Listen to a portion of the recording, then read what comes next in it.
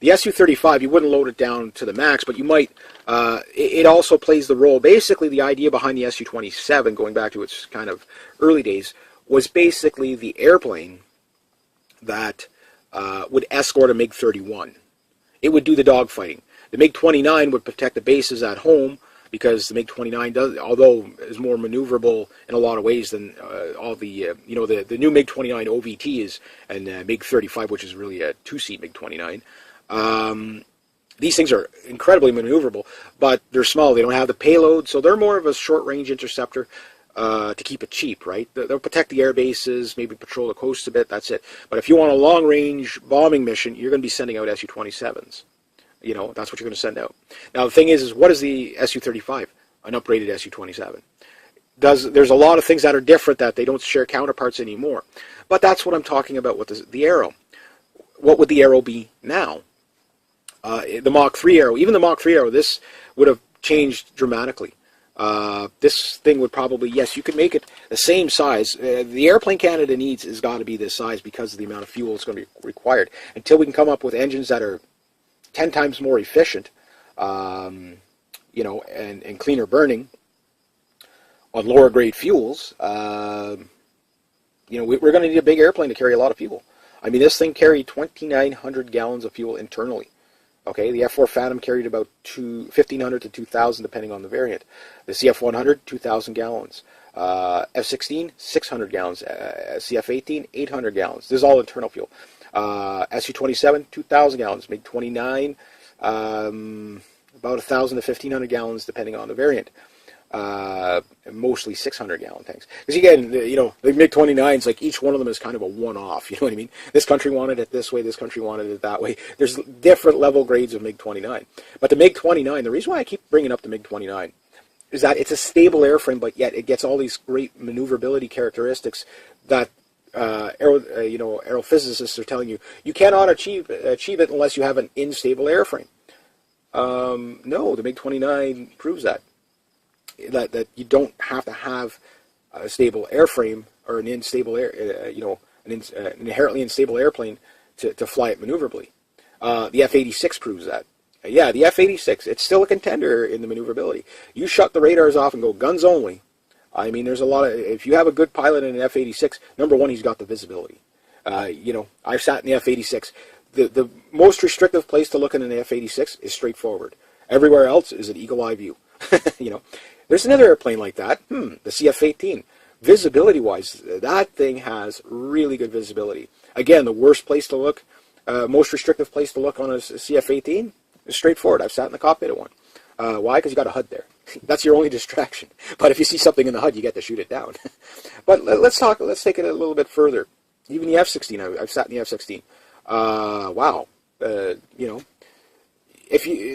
Future airplanes probably will not have a HUD. Why? Because everything's helmet mounted now. Basically, look down, shoot down systems. That's the level. That's what levels out your drone game. The fact that an airplane can shoot you down flying beside you. The drone might detect you, but it's just that peripheral vision. To get that 360-degree vision, the drones can do it, but it's kind of one of those things. Just because there's a man on the ground, the difference is when you lose a drone, you don't lose a human being. That's why they're going to be putting on more drones. And the drones will, because there's no human being in there, they'll be able to maneuver more. But let's look at it this way: if you were to dogfight with a drone, okay, I bet you a cloth-wing biplane could outmaneuver. We'll use a Fokker DR3, the old Red Baron airplane, the Eindecker, I bet you those things could probably outmaneuver most drones nowadays. Why? Because they're slow.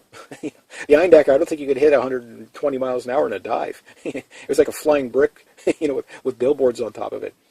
But it was maneuver as hell. I mean, you'd probably be able to turn the thing within a football field, Any drone that could probably outturn that probably will not be able to carry weapons heavy enough, or be heavy, be solid enough to carry weapons. You never know. I mean, the technology will change. But, again, what does Canada need? Well, here's what we need. We need an airplane that's as durable as the A-10 or Frogfoot or the Su-39, which is basically an updated Frogfoot. Okay. Flying tanks. We need that first off. Stealth. Okay. Yeah, stealthy in shape. but not stealth material. Why? Because stealthy material does not give you armament. You need an airplane that can take a hit. Okay? You need low-tech, flies, works no matter what. MiG-21 type simplicity. Yes, for the airframe. You need radar capabilities. You need almost basically A6 Prowler or A6 Intruder type capabilities. Okay? For the radar. I mean, you need to be able to take out ground systems, you need to be able to take out shipping, you need to be able to take out all that stuff. And you integrate it for, air, ground, and sea, right? Even below ground, bunker busting. You need that capability. You also need heavy weapons load and long range. You need super cruise, which is not that hard to get nowadays, but you also need economy cruise. For example, the Su-27 has a 2,700 mile range, cruising at about 250, 270 miles an hour.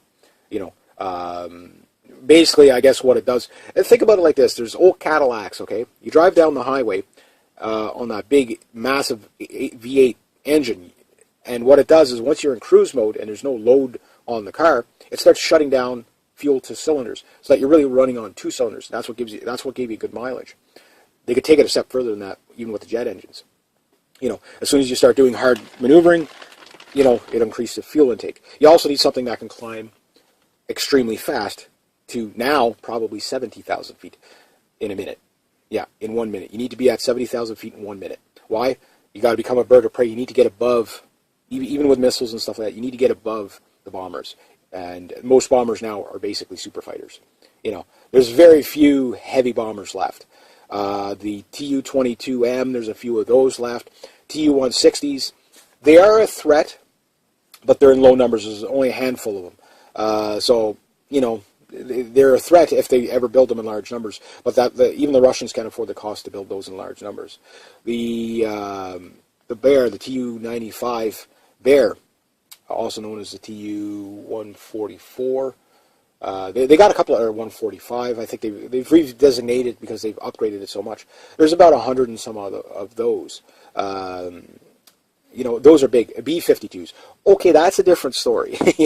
I don't think we'll have to worry about B-52s, but considering the way the economy is and considering Barack Obama, next thing you know, he'll be giving B-52s to, all his fellow dictators. Next thing you know, you got 1,500 B-52s flying out of country. As soon as Saudi Arabia gets B-52s, guess what? They're going to sell them to the Russians. They would do that. That game has been played quite a few times in history. Next thing you know, the Russians don't have to build any. We just need to make them fly once. Who cares if they come back? So let's say there's 1,500 B-52s because the Americans sell them off. I mean, when the economy collapses, all that stuff gets sold off. Why? That's what the Russians did. That's how they rebuilt their economy, was selling off old Russian equipment. So B-52s is the only large bomber left. Very few of them, again, in active duty. But to pull them out of mothballs, again, ground crews work through the night. You know what I mean? They'll get them. They'll get them back going again. So you need something that's going to meet. Come down on those things, not meet it at 50,000 feet, but come down on it at 50,000 feet. The next thing you need is, of course, you need fire control systems to attack multiple targets, and you need to upgrade the weaponry so that it can shoot down. You can have several roles. Role 1, you got 4 missiles in there for long range, 100-plus mile, kind of like the F-14 had with the Phoenix missile. You can shoot down an airplane at 100 miles plus. It needs to be able to shoot down an airplane at 200 miles plus. 4 extremely long-range missiles. These missiles need to be dual purpose, or triple purpose, air, land, and sea. Okay, so you're carrying a few of those. That means, yes, you might do a 2,000-mile range because you have the long range, and you also have to be able to navigate through the Arctic. It has to be an autonomous airplane. Okay, basically an in-orbit satellite. That's what it has to be. It has to also do recon. Now, the second type of armament, okay, obviously droppable weapons, JDAM type of things, in probably 3 different sizes, or 3 or 4 different sizes. Basically, 100 pounds or less ordnate, and you carry, 50 of them, and you can take out artillery positions and, light tanks and, runways and stuff like that. Okay, you need a medium one, 500 pounds, whatever, small installations, training camps, etc., etc. Then you need a heavy one, okay, and then that one's got to be, big stuff, bunker busting, that type of thing. And then, of course, you need to be able to drop torpedoes, Yeah, for ships. Mainly surface, but it needs to be able to do that. Again, if the airplane's big enough, you could fit anything to it. The Arrow could have done that stuff. It was big enough. Now, here's the other thing. You also need something for multiple drones. Small, closer range weapons, maybe 10 miles or whatever, 100-pound missiles or lighter. But, again, you carry 50 of them on the airplane. 5,000 or even 80 of them, 8,000 pounds. There's your whole payload. The payload, including fuel, needs to be at least 30,000 pounds. 20,000 doesn't cut it these days. But you need more efficient engines. You need more hard points to be able to just launch everything. To do multi-mission, And then, of course, visibility. The fighter pilot needs to be able to shoot. Now, should all the radar jamming and all that stuff fail, let's say the airplane took a hit, from something, and it's now mano a mano. You're now seat of the pants flying. Again, it needs to have triple redundant. It needs to have, you could have a fly-by-wire on there, but it needs maybe fly-by-wire for dampening. But hydraulics and mechanical is what you need.